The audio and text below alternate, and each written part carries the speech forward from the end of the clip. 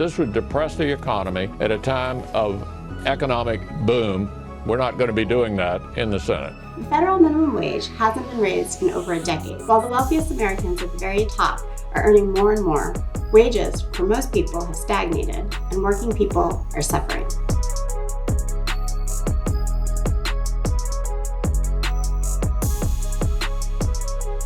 The struggles I face is that I'm just basically surviving right now.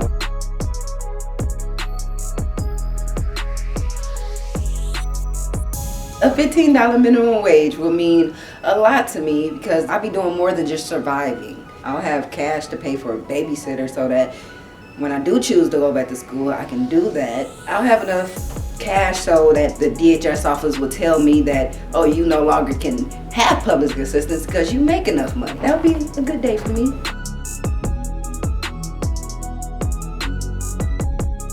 No one should have to live in economic anxiety and depend on the generosity of strangers. At my restaurants, we pay well above the federal and the state minimum wage.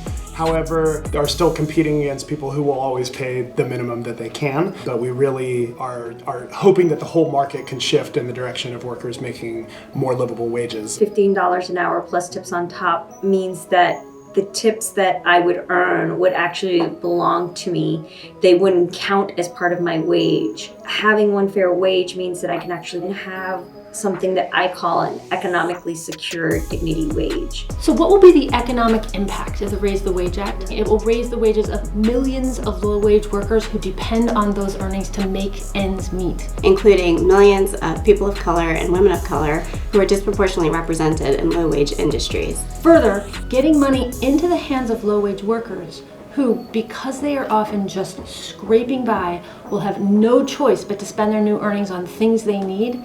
That will generate economic activity, which is a good thing for communities and for the economy. The American people overwhelmingly support paying low-income workers a fair wage. It's time for Senate Republicans and Mitch McConnell to act for working people and their families. This is what I say to Mitch McConnell.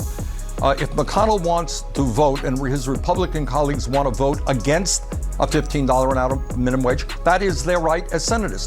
But let's have that debate, and they can tell the people in Kentucky or all over this country why they think we should keep a starvation minimum wage of $7.25. That's what he wants to do. Let's have that debate.